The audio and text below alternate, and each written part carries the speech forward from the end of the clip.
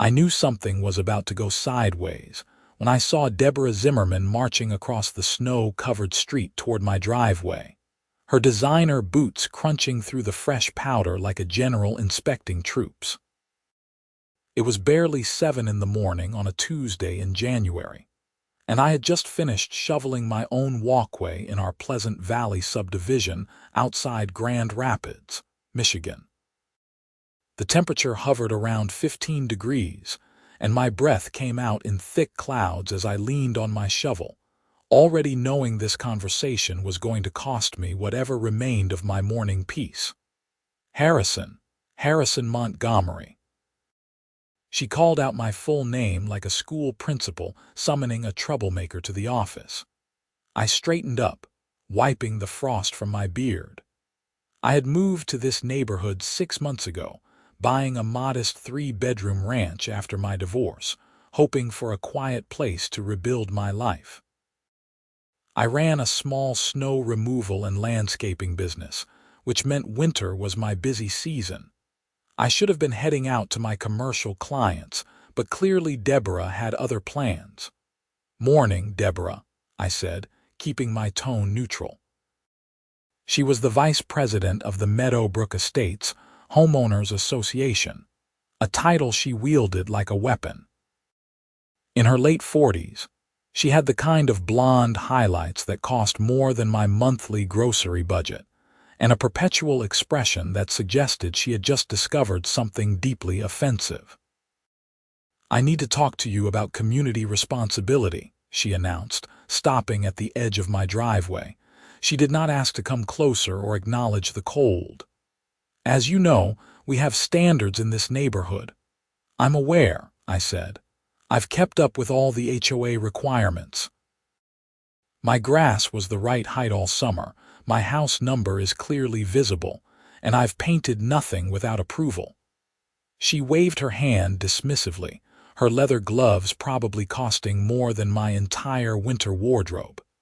"This is about being a good neighbor, Mrs. Patterson 3 doors down is 78 years old and cannot possibly shovel her walk.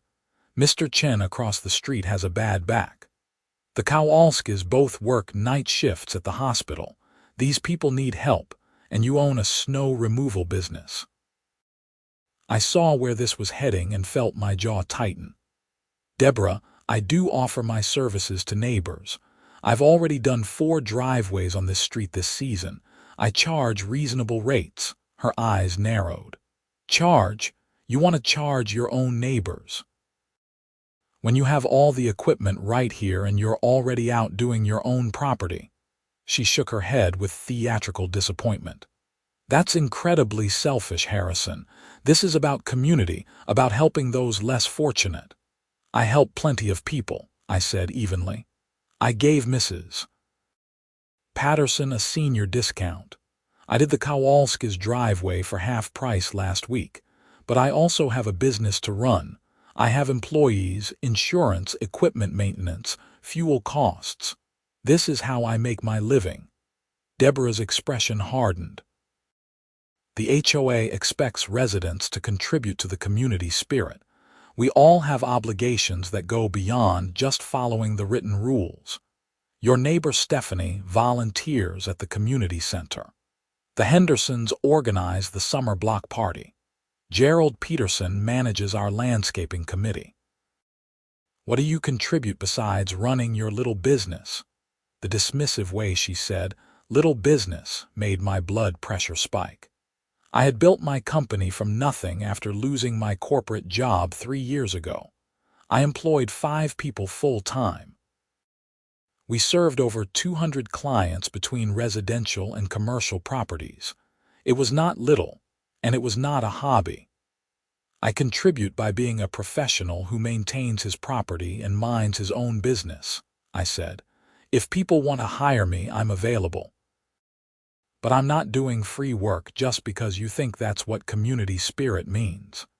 She straightened up to her full height, which even in heeled boots was still several inches shorter than my 6-foot frame.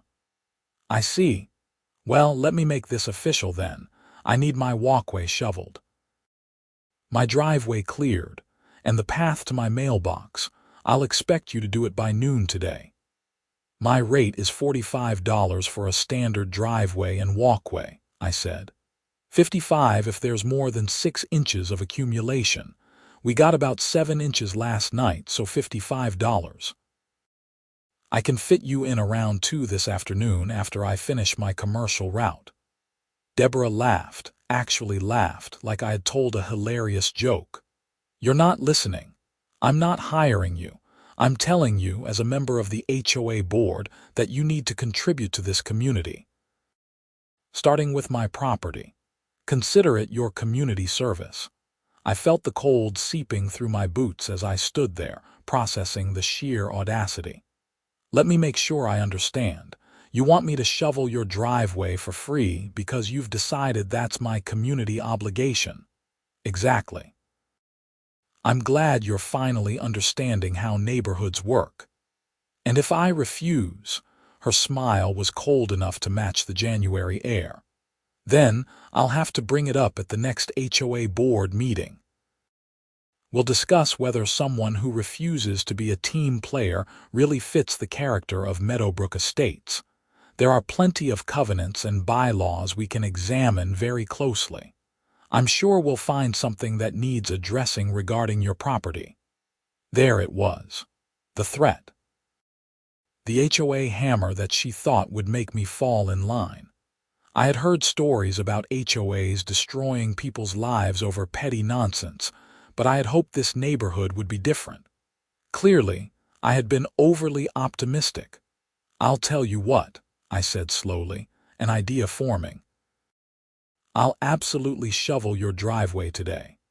But since you're making this a special HOA request instead of a normal customer transaction, I'll have to charge you the emergency rush rate. That's 3 times the normal fee, and it's payment up front, cash or check, before I start the work. Deborah's face went through several interesting color changes. Triple, that's robbery, that's price gouging. No, that's my emergency rate for jobs that interrupt my scheduled work, I explained calmly. See, I have 6 commercial properties I'm contracted to clear this morning. I'd have to rearrange my entire schedule, possibly breach those contracts, and work overtime to fit everything in. That costs money. So if you want me to prioritize your driveway over my paying customers, it's $165 up front. This is outrageous. I'm on the HOA board. You can't charge me that. You're absolutely right, I agreed. I don't have to charge you anything. I can just decline the job entirely, which is what I'm doing for the free option. But if you want to hire me as a customer, knowing that you're demanding immediate service that disrupts my business operations, then yes, I can absolutely charge you the emergency rate. That's standard business practice. She sputtered, her perfect lipstick-covered mouth opening and closing. We'll see about this. I'm calling an emergency board meeting. You're going to regret this attitude, Harrison. I'll be home after 6 tonight if you want to discuss actually hiring me, I called as she stormed back across the street. She did not respond, just slammed her way into her house, which was easily twice the size of mine with one of those architectural designs that screamed money. I finished up my own walkway and loaded my equipment into my truck. My phone rang as I was pulling out. It was Daniel, my most senior employee, calling to confirm the schedule. Hey boss, we still starting with the medical plaza? His voice crackled through the truck's Bluetooth. Yeah, same plan. I'm heading there now. We need to have it done before they open at 9. You sound annoyed. HOA giving you grief already? I had told my crew about moving into an HOA neighborhood, and they had all shared horror stories they had heard. You have no idea. I'll tell you about it later. Let's just get through the route. The medical plaza took an hour and a half with 3 of us working. We moved through a shopping center, 2 office buildings, and an apartment complex. The work was physically demanding but satisfying, each cleared lot representing a job done well.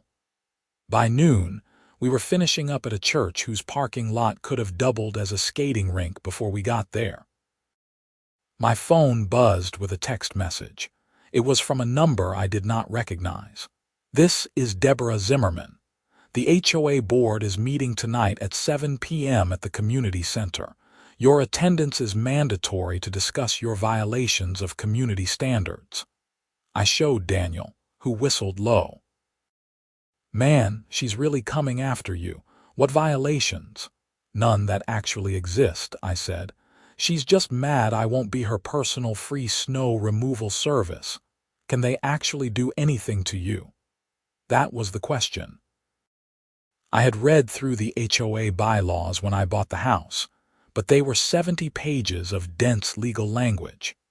I knew there were rules about property maintenance, but nothing about being forced to provide free services to board members.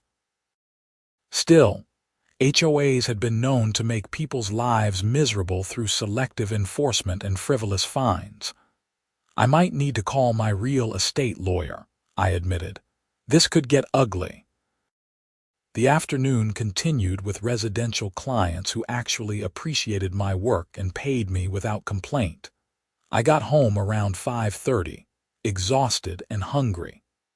As I pulled into my driveway, I noticed Deborah's house across the street. Her driveway was still buried under 7 inches of snow. Her walkway was untouched. Apparently, she had not found anyone else willing to do it, and she certainly was not going to do it herself. I made myself dinner, a simple pasta dish that required minimal effort and changed into clean clothes. If I was going to face the HOA board, I wanted to look professional, not like I had just spent 9 hours shoveling snow. I pulled out the folder containing all my HOA documents and read through the relevant sections again. Nothing required residents to provide free services. Nothing even suggested it. The community center was a single-story building near the neighborhood entrance, funded by HOA fees. It had a meeting room, a small gym, and a kitchen for events. When I arrived at 6:55, there were already a dozen cars in the parking lot. Apparently, this was going to be a well-attended meeting. Inside, about 20 neighbors sat in folding chairs facing a table where the board members held court. I recognized most faces from around the neighborhood, though I had not interacted with many of them beyond waves and brief greetings. Deborah sat at the center of the board table, flanked by the president, a stern-looking man in his 60s named Gerald Peterson, and the treasurer, a middle-aged woman named Brenda Walsh. "Harrison, glad you could join us," Gerald said in a tone that suggested he was not glad at all. "Please have a seat." I sat in the front row, my folder on my lap, and waited. The meeting started with standard business reports, budget updates, and discussions about upcoming neighborhood events. I half listened, more focused on preparing my defense. Finally, Gerald cleared his throat. "We have a special matter to address tonight. Deborah has raised concerns about one of our residents failing to meet community standards." Deborah, she stood up, suddenly in her element, and addressed the room like a prosecutor making an opening statement. "Thank you, Gerald. As many of you know, we take community involvement very seriously in Meadowbrook Estates. We're not just a collection of houses, we're a neighborhood. We look out for each other. We help each other. Unfortunately, not everyone shares these values." She turned to look directly at me.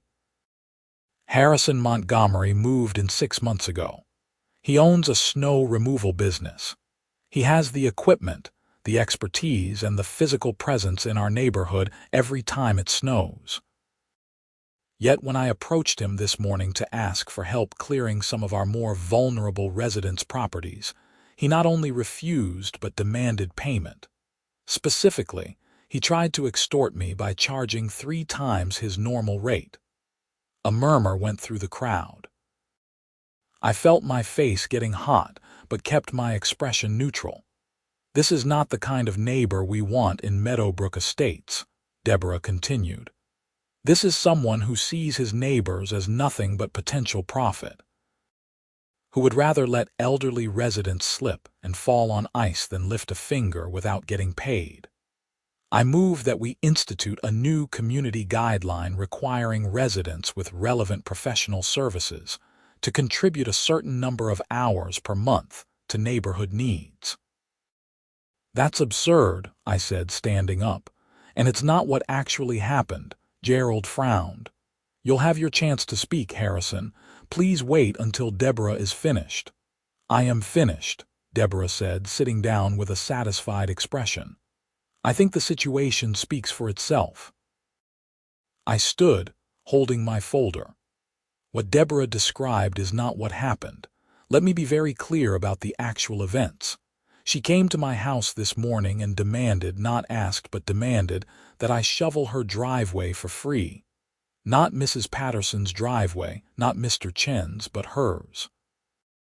When I explained that I charge for my services because this is my business, my livelihood, she threatened me.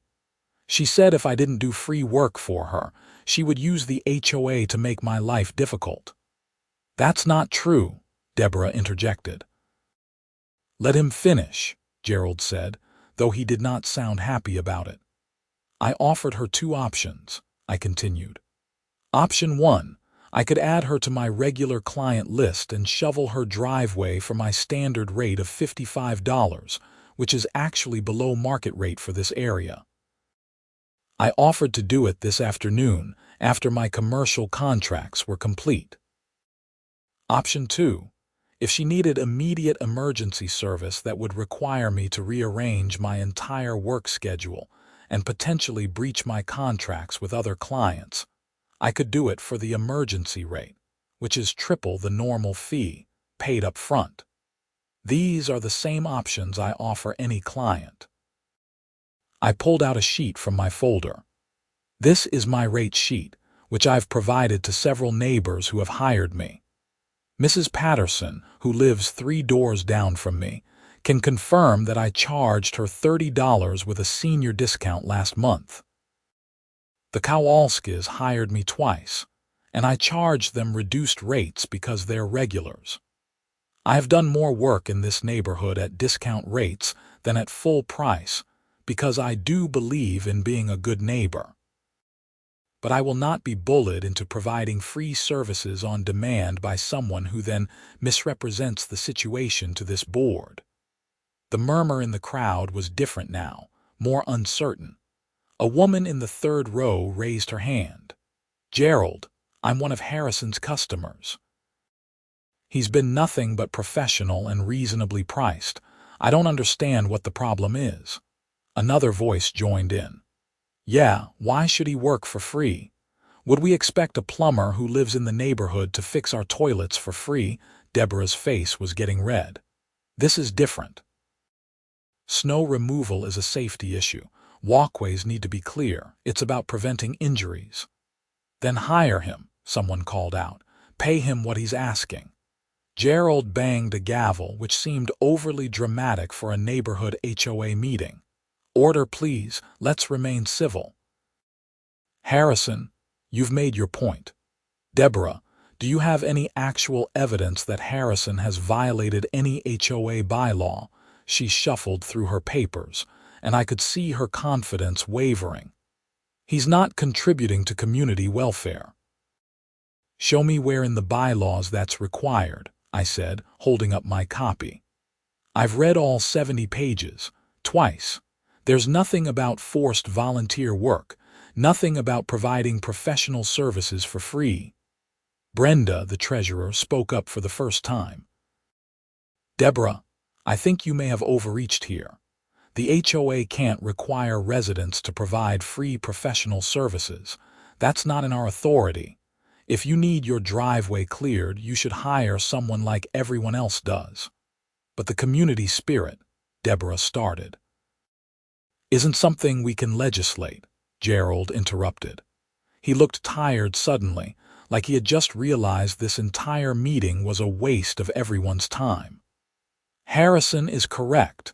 We have no bylaw requiring what you're suggesting. If you want to propose a new guideline, you can bring it up for discussion at a regular meeting, but it would need to be properly drafted, reviewed, and voted on by the entire community. We can't just mandate it tonight. So he gets away with being selfish. Deborah's voice was rising, losing the controlled tone she had started with. He gets away with running his business as he sees fit, Gerald said firmly. This meeting is over. Harrison, you're free to go. Deborah, I'd like to speak with you privately. I gathered my folder and headed for the door. Several neighbors stopped me on the way out, apologizing for the situation or asking for my business card. Mrs. Patterson, a sweet woman with white hair and kind eyes, patted my arm. Don't you worry about her, dear. She's been on a power trip since she joined the board. You do good work, and you charge fair prices. We appreciate you. I drove home feeling vindicated but also uneasy. I had won this battle, but I had a feeling Deborah was not the type to let things go. The next morning confirmed my suspicions. I woke up to find a formal letter taped to my front door. It was from the HOA, signed by Deborah, informing me that my property was being placed on enhanced monitoring for potential covenant violations. Any issues, no matter how minor, would be documented and fined. I took a photo of the letter and called my real estate attorney, Marcus Webb, who had handled my house purchase. He listened to the whole story and sighed. This is why I hate HOAs, he said.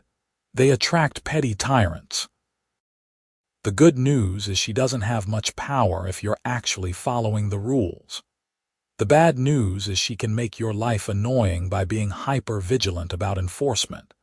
Make sure your property is absolutely perfect. No trash cans visible from the street except on collection days. No holiday decorations up past the allowed dates. Every single rule, follow it to the letter. Can she just put me on enhanced monitoring for no reason? Technically, the board can monitor any property. But if she starts fining you for things she ignores on other properties, that's selective enforcement and we can fight that. Keep documentation of everything. Photos of your property, photos of neighbors' properties, dates, times. If she comes after you, we need to show a pattern. Over the next 2 weeks, I lived like I was under surveillance because I was. I saw Deborah or her husband driving past my house multiple times a day. I made sure my trash cans were stored in the garage except on collection morning. My holiday wreath came down on exactly January 15th, the deadline specified in the bylaws.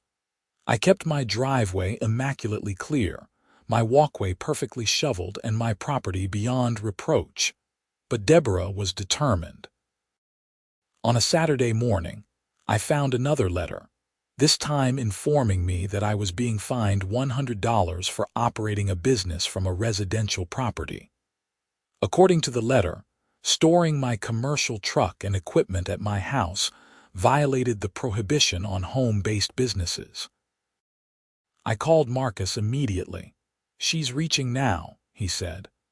The bylaws prohibit running a business that increases traffic or creates disturbances, but they don't prohibit parking a work vehicle. Does your truck have commercial lettering? Yes, my company name and phone number. That's normal. Lots of people have work vehicles. I'll draft a response disputing the fine. Don't pay it. The letter from Marcus went out that Monday, formally objecting to the fine and requesting documentation of how my property violated any specific bylaw.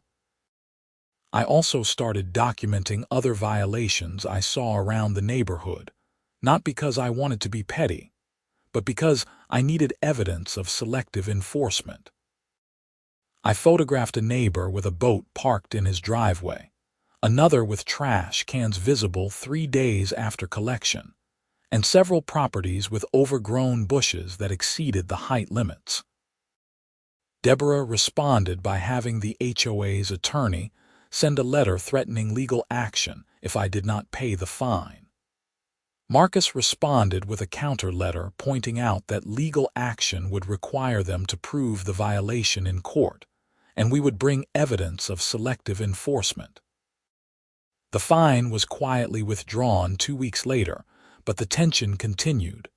February brought another heavy snowstorm, this one dumping 14 inches overnight. I was up at 4 in the morning with my crew, tackling our commercial contracts. We worked until early afternoon, and I finally headed home exhausted and ready for a hot shower and food. As I turned onto my street, I saw something that made me hit the brakes. Deborah was outside her house, attempting to shovel her driveway.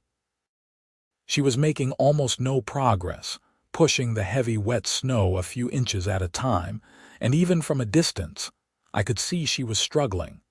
Part of me wanted to just drive past. She had made my life difficult for 6 weeks now. She deserved to struggle. But I was not built that way, and I knew it. I pulled into my driveway, parked, and walked across the street.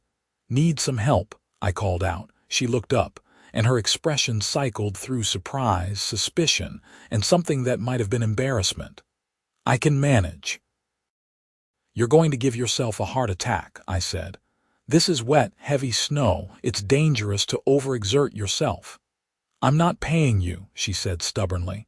"I'm not asking you to." The words came out before I really thought about them, but once they were said, I committed. "I'll clear your driveway. No charge.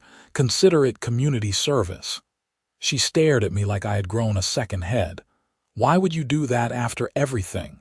"Because it's the right thing to do," I said simply. "And because I'm not the person you try to make me out to be." I help my neighbors when they need it, but helping is something I choose to do, not something you get to demand. I went back to my truck, fired up the snowblower, and spent the next 20 minutes clearing her entire driveway and walkway. She stood on her porch the whole time, watching. When I finished and was packing up the equipment, she came down the steps. "Thank you," she said quietly. "I don't understand you. It's not complicated. I'll help people when I can. I've donated time to the church, to Mrs. Patterson when she had surgery, to the community center when they needed landscaping work. But I won't be forced or threatened into it, and I won't be treated like I'm a bad person for expecting to be paid for my professional work." She looked down at her boots, designer ones that were now soaked through. "I may have overreacted. You threatened me with the HOA because I wouldn't give you free service," I said, letting some of my frustration show. "You made me out to be selfish and greedy in front of the entire neighborhood. You put me on enhanced monitoring and tried to fine me illegally. That's more than overreacting." "I know." She met my eyes, and for the first time, she looked less like the imperious HOA board member and more like a person. "I've been under a lot of stress. My marriage is falling apart. I threw myself into the HOA work because it was something I could control. And when you said no to me, I felt like I was losing control of that too. It's not an excuse. I'm just trying to explain." I softened slightly. "I get that life is hard sometimes, but you can't take it out on other people. You especially can't abuse your position on the board to bully residents." "You're right." She wrapped her arms around herself. "I'll withdraw the enhanced monitoring, and I'll apologize at the next board meeting." "I'd appreciate that."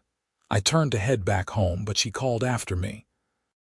"Harrison, how much would you charge to do my driveway for the rest of the season? Regular rate, scheduled service."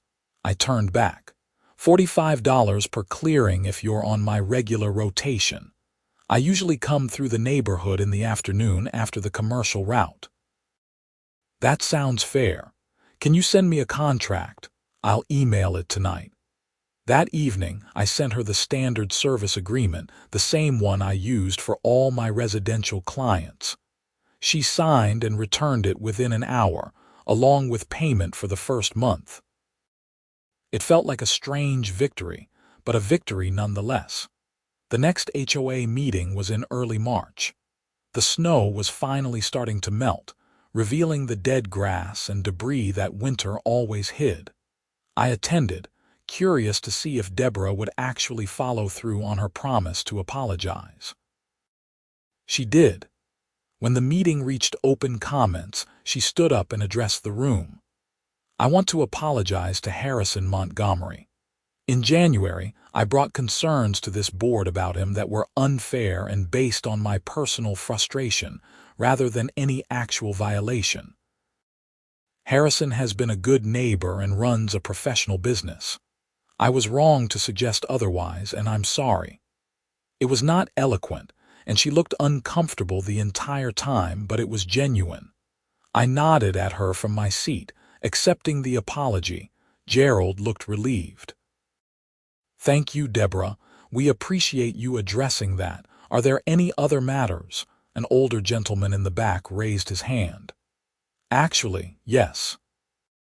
I've been talking with several neighbors, and we'd like to propose that the HOA set aside a small budget to hire Harrison for snow removal at common areas, and for elderly or disabled residents who request help. Not mandatory, not free for board members, but a legitimate community service that we pay for properly." Gerald looked surprised but pleased. "That's an interesting proposal. Harrison, would you be interested in contracting with the HOA?" I stood up. "I'd be willing to discuss terms. I could offer a package rate for the season that would be more cost-effective than per-service charges." "Let's form a committee to work out the details," Gerald said. "Harrison, would you be willing to meet with Brenda and me next week to discuss pricing and services?" "Absolutely." The meeting ended on a positive note. As people filed out, several neighbors thanked me for handling the situation with Deborah gracefully. Mrs. Patterson hugged me and whispered, "You're a class act, dear." I met with Gerald and Brenda the following Tuesday evening. We sat at Gerald's dining room table with coffee and spreadsheets. Gerald was a retired accountant, and Brenda had run a small business before retiring, so they understood pricing and contracts. "What we're thinking," Gerald explained, "is having you handle the community center, the mailbox areas, and up to 5 properties per storm for residents who qualify for assistance. Either elderly, disabled, or facing financial hardship. How much would that run for a season?" I had done the math beforehand. The community center and mailbox areas would be about 3 hours of work per storm. For 5 residential properties, average size, that's another 2 to 3 hours. If we estimate 20 storms per season, that's roughly 100 hours of work. At my regular hourly rate, that would be $4,500. But for a season contract paid upfront, I could do $4,000. Brenda made notes. "That seems reasonable. We'd need guidelines for who qualifies for the assistance and how they apply." "I'd suggest it be need-based and non-political," I said. "We don't want this turning into another power struggle. Maybe applications go through you as treasurer and you verify the need without involving the full board." "That works," Brenda agreed. "What about timeline? When would you need payment?" "If you can authorize it at the April meeting, I'd want payment by November before the season starts. That gives me time to budget for equipment maintenance and staffing." We worked out the contract details, and Gerald agreed to present it to the full board in April. Brenda walked me to the door when we were done. "I'm glad this worked out. Deborah really did overreach. Between you and me, she's been going through a rough divorce. Her husband was having an affair and she found out right before Christmas. She's not normally quite so aggressive." "I appreciate the context," I said, "but I hope the board will keep her in check if she does this to someone else." "We will. You standing up to her actually helped. She realized she couldn't just bully people, and it's made her more reasonable overall." Spring arrived, and with it came the landscaping season. My business shifted from snow removal to lawn care, planting, and maintenance. The HOA contract was approved in April, and Meadowbrook Estates became one of my regular accounts. I hired an additional part-time worker to help manage the increased workload. Deborah and I maintained a cordial but distant relationship. She paid her snow removal bills on time and even hired me to do her spring cleanup and plant some flower beds in May. We were not friends, but we were no longer adversaries. In June, the neighborhood held its annual summer block party. I volunteered to help with setup, arranging tables and chairs, helping with the grill. It was a pleasant day, warm but not too hot, with kids running through sprinklers and adults chatting over burgers and potato salad. Deborah approached me while I was manning the grill. "Those look good. You're multi-talented." "Basic survival skills," I said, flipping a burger. "How are you doing?" "Better." She looked more relaxed than I had ever seen her, wearing jeans and a casual top instead of her usual designer outfits. "The divorce finalized last month. I'm moving to a condo in August, something smaller, easier to manage." "That's probably a good change." "It is." "And I'm stepping down from the HOA board. I think I need to focus on myself for a while, not on controlling the neighborhood." She smiled wryly. "I'm told I have control issues." "We all have our things," I said diplomatically. "You were good for me, standing up to me." Nobody had really done that in a long time. I'd gotten used to people just doing what I wanted because it was easier than arguing.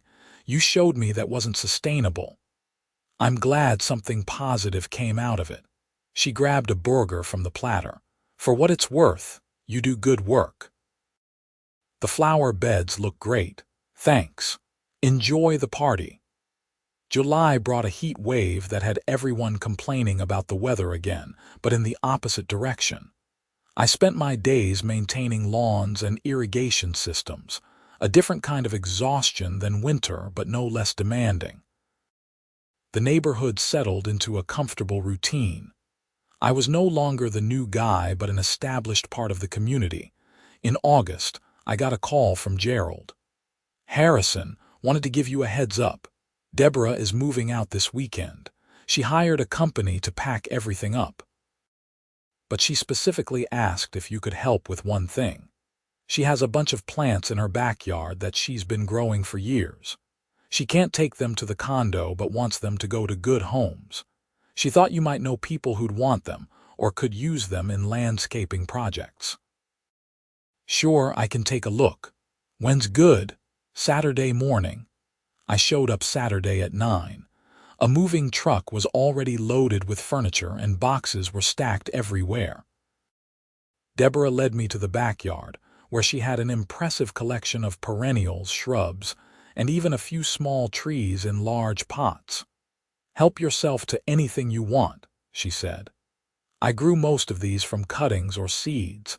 I'd hate to see them just die here." I walked through the collection, identifying species and mentally sorting them.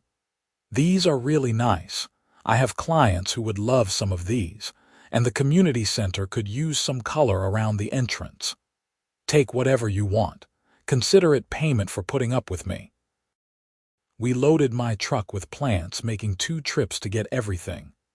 On the second trip, as we were securing the last pots, she said, "Thank you for not holding a grudge. A lot of people would have." "Life's too short," I said.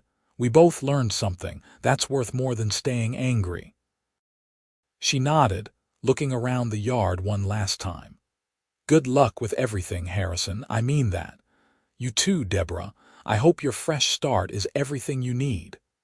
By September, Deborah was gone and a young couple with 2 small children moved into her house. They introduced themselves as Kevin and Lisa Richardson and hired me within a week to handle their fall cleanup. The neighborhood felt different without the tension that had dominated the winter, looser somehow, friendlier. In October, the new HOA board held elections. I considered running but decided I had enough on my plate with the business. Instead, Mrs. Patterson's son, a lawyer named Thomas, was elected as vice president. He approached me after the meeting. "My mother speaks very highly of you," he said. "She told me about what happened with Deborah last winter. I just want you to know that kind of behavior won't happen under this board. We're here to maintain the neighborhood, not harass residents." I appreciate that. Also, the contract for snow removal services is up for renewal in November. The board would like to continue with your services and possibly expand them. Would you be interested? Definitely. Let's set up a meeting. The second winter in Meadowbrook Estates was completely different from the first. I had regular contracts with the HOA and about 15 individual households. My business had grown enough that I hired 2 more full-time employees and bought a second truck. When the first big snow hit in December, I had a systematic route through the neighborhood that included the community areas and the assistance program properties. Mrs. Patterson watched from her window one morning as I cleared her driveway, which was covered by the HOA contract now. She came out with hot chocolate when I finished. "You're a good man, Harrison," she said, handing me the steaming mug. "I'm glad you moved here." "Thanks, Mrs. Patterson. I'm glad I stayed." And I was. The whole situation with Deborah, as frustrating as it had been, had actually worked out. I had established my business firmly in the community. I had stood up for myself and my professional boundaries. I had shown that you could be both a good neighbor and a businessman without sacrificing either identity.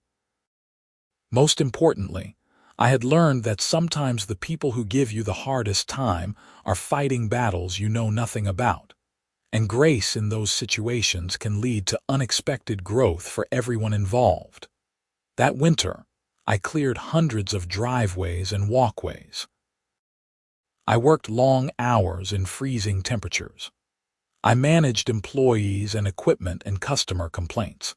But every time I drove through Meadowbrook Estates, seeing the clear sidewalks and the satisfied neighbors, I felt a sense of belonging that had been missing since my divorce. The business continued to thrive through winter and into the next spring. By the second anniversary of moving to the neighborhood, I had tripled my client base and was considering opening a second location in a neighboring town. The HOA contract was steady income, and the neighborhood relationships had led to referrals that expanded my commercial portfolio. In March, I ran into Deborah at a coffee shop in Grand Rapids. She looked good, healthier somehow, with a new haircut and a relaxed demeanor I had never seen before. We chatted for a few minutes, updating each other on life. She was working as a consultant now, helping small businesses with management issues, which seemed almost ironic given our history. "I use you as a case study sometimes," she admitted with a laugh. "How I tried to bully a small business owner and learned that boundaries are actually healthy. My therapist loves that story." "Glad I could contribute to your personal growth," I said, smiling. "Seriously though, thank you. That whole situation was a turning point for me.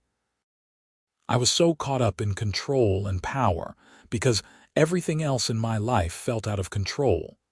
You forcing me to recognize that behavior helped me start actually dealing with my issues instead of projecting them onto everyone else. How's the condo?" "It's perfect. Small enough that I can't obsess over every detail. And no HOA board to join, which is definitely for the best." She checked her watch. "I should run, but it was good seeing you. Keep doing what you're doing. You're good at it." After she left, I sat there with my coffee thinking about how strange life could be. A year ago, I had been standing in my driveway at 7 in the morning, facing down an angry HOA board member who wanted free labor. Now, that same person was using the experience to help other people grow, and I had a thriving business partially because I had stood my ground. The lesson, I supposed, was that standing up for yourself did not make you a bad person. Setting boundaries was not selfish. And sometimes the conflicts that seemed like disasters in the moment actually opened doors you did not even know existed. The rest of that year passed in a productive blur. Summer brought landscaping projects, including a major renovation of the community center grounds that the HOA commissioned. Fall meant leaf removal and preparing properties for winter. And when the first snow came again in November, I was ready with a full crew, proper equipment, and a roster of satisfied clients who trusted me to keep their properties safe and clear. One particularly heavy snowstorm hit in January, 3 years after the original confrontation with Deborah. We got over a foot of snow overnight, and my crew was dispatched before dawn. By noon, we had finished the commercial route and most of the HOA properties. I was on my way to do a final check of the neighborhood when I saw the new residents in Deborah's old house, the Richardsons, outside with their 2 kids building a snowman in their freshly cleared yard. Kevin waved me down as I drove past. "Harrison, thanks for getting us cleared so early. The kids were dying to get out here." "No problem. That's what you pay me for." You know, several people told us horror stories about the HOA before we moved in, but honestly, this has been the best neighborhood we've lived in. Everyone's friendly, services are reliable, and the community actually feels like a community. "It's gotten better," I agreed, thinking about how different things had been just a couple of years ago. "Well, we appreciate your work. You're a big part of what makes this place functional." I drove away feeling a deep sense of satisfaction. This was exactly what I had wanted when I moved here after my divorce, a place where I could build a life, contribute to a community, and be respected for my work. It had taken some fighting to get here, but it had been worth it. That evening, I sat in my living room with a beer and my dog, a rescue mutt named Charlie that I had adopted the previous summer. The house was warm, the street outside was clear and safe, and my schedule for the next day was full of jobs that would pay well and challenge me physically. It was a good life, built on the foundation of knowing my worth and refusing to compromise it even when pressured. My phone buzzed with a text from Mrs. Patterson. "Dear Harrison, thank you for clearing my walk so early. You're a blessing to this neighborhood. The cookies will be ready tomorrow afternoon if you want to stop by." I smiled and typed back a response. "Looking forward to it. Save me some chocolate chip." The following month, the HOA board approached me about expanding services again. They wanted to add spring and fall cleanup to the contract, making it a year-round arrangement.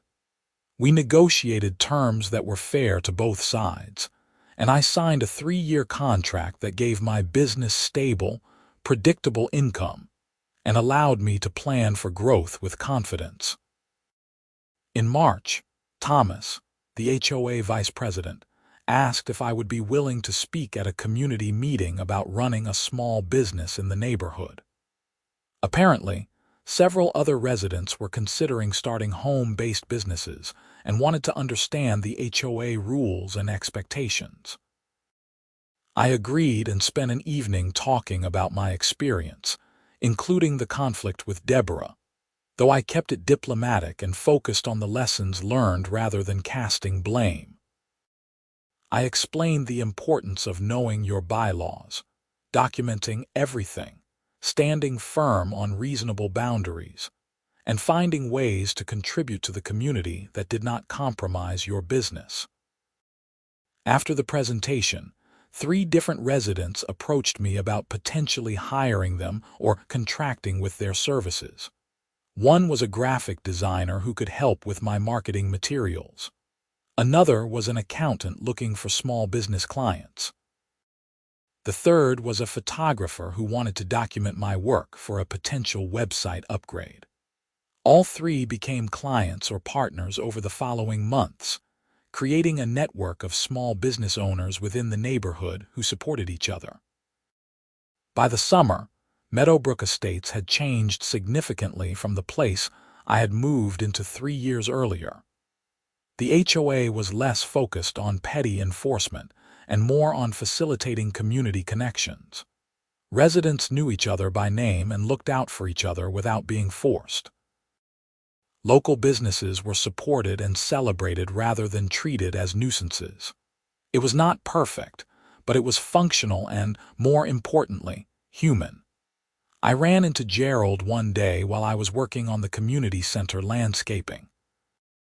He stopped to chat, watching my crew plant a row of flowering shrubs along the walkway. "You know, Harrison, you joining this neighborhood was one of the best things that happened to us. Not just because of your services, though those are excellent, but because you challenged the way we were operating." Deborah was a symptom of a larger problem where the board thought its job was to control residents rather than serve them. Your refusal to be controlled forced us all to reevaluate. I appreciate that, Gerald. Though I'm not sure I had such noble intentions. I just wanted to run my business and live in peace. He laughed. Sometimes the best changes come from people just standing up for themselves. You didn't try to change the HOA. You just refused to be bulldozed. That ended up changing everything. As the years continued, my business became one of the most successful in the area. I expanded to serve 3 different neighborhoods and had a crew of 12 employees. The original confrontation with Deborah became a story I told new employees as an example of how to handle difficult clients. Stay professional, know your worth. Don't back down on reasonable boundaries, but also leave room for grace and growth. Deborah and I occasionally crossed paths at community events or local business functions. We were never close friends, but we maintained a cordial respect. She had rebuilt her life. I had built mine, and we both carried the lessons from that winter morning when everything could have gone very differently. The real victory was not in winning the argument or getting the apology. It was in building something sustainable. A business that served the community well and paid my employees fair wages. A reputation based on quality work and integrity. A life that balanced professional success with personal satisfaction. All of that started with a simple refusal to be bullied, a willingness to stand up for myself even when it was uncomfortable, and an understanding that being a good neighbor did not mean being a doormat. Looking back now, from the perspective of someone who had weathered the storm and come out stronger, I could see that every difficult moment had been necessary. The confrontation taught me to defend my boundaries. The HOA meeting taught me to document everything and present clear facts. The fine attempt taught me the value of legal representation and proper contracts. Even Deborah's apology taught me about grace and the complexity of human behavior.